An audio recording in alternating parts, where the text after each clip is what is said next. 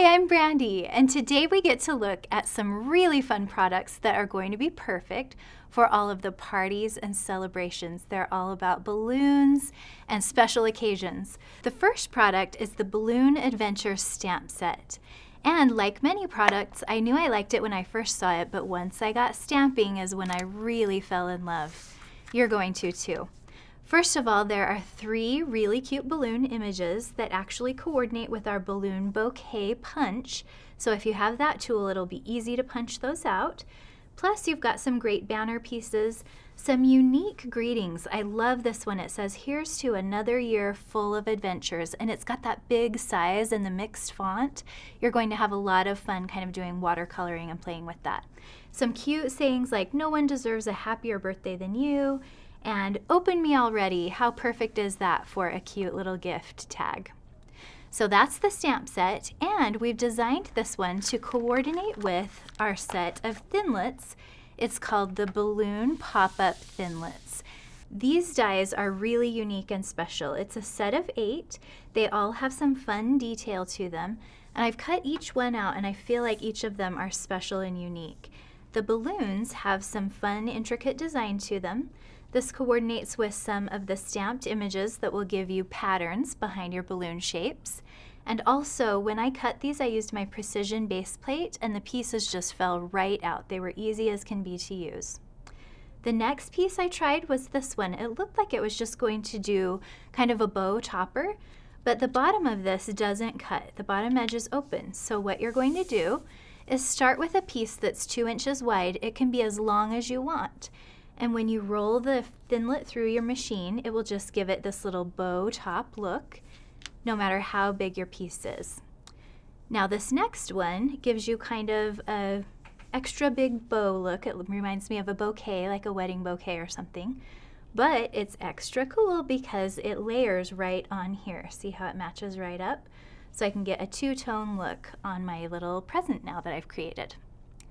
This next one, I could see when I started to examine it, it looks kind of like a tag type of a piece. Here's how this one works. Again, you'll take a 2-inch strip of cardstock, and then you're going to place the die in the center, and when you roll it through your Big Shot, it will do a couple of things. It will score the center so it's ready to fold, and it will also cut these pretty little scallops and the hole here. So now I've got a nice little tag piece that I can either make it like a pull-out and put a message inside of here, or I can go ahead and attach this shut and just create a standard tag. Awesome. The next piece is this long skinny one, and it does cut out what I thought, a nice little string to go with my balloons, so that can connect there. But the other thing is the negative piece that's left. So here was the piece I cut from. And now I've got a good little slit here that could become a fun pocket. I'll use my tag as an example here, but if this were inside of a card, could easily create a little peekaboo now. I could see putting a gift card, something like that inside of here. So this piece is going to be really handy too. Now the next one is a teeny tiny bow.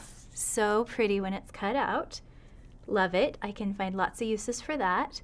And it also is going to layer on this piece right here. I saved the best piece for last. This is the one that gave this set of Thinlits its name, the Balloon Pop-Up Thinlits Dies. This one creates a unique pop-up piece for the center of your card. Let's check it out.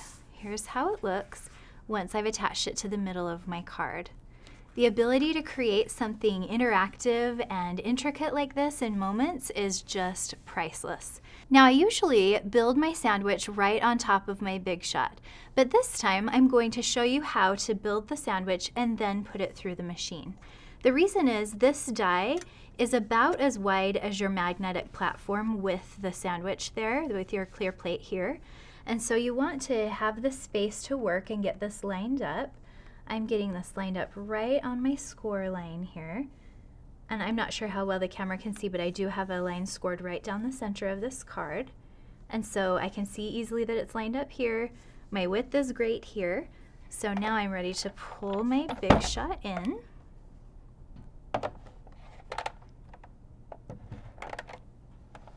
We'll go ahead and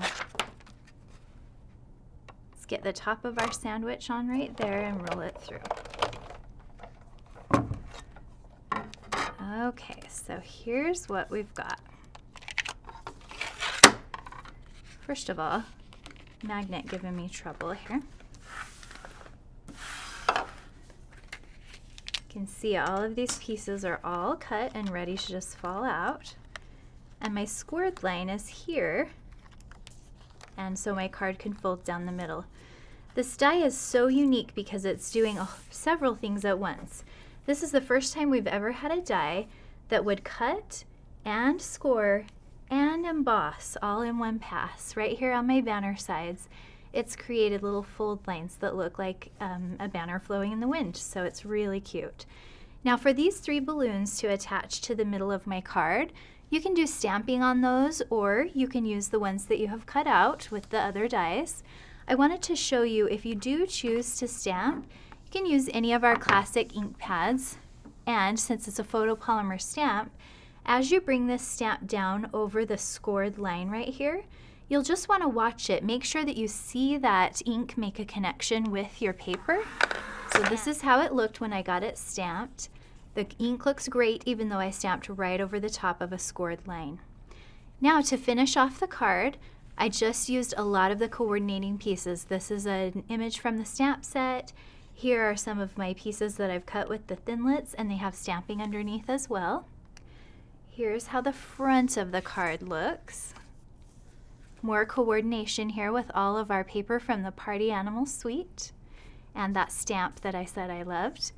I also wanted to show you how you can take this piece and cut it down and use some of these other pieces on your card front. So if I just cut the sides off, you could make a really cute card front that way too. So this card right here doesn't have the pop-up feature, but it still has a great shaker card feature created with the exact same Thinlit. And then if you were to cut it down even more, cut the frame off and just keep the balloons, here's a cute little gift bag made that way. So if you're ready like me to get this party started and get your hands on these products, just contact your demonstrator or visit stampinup.com.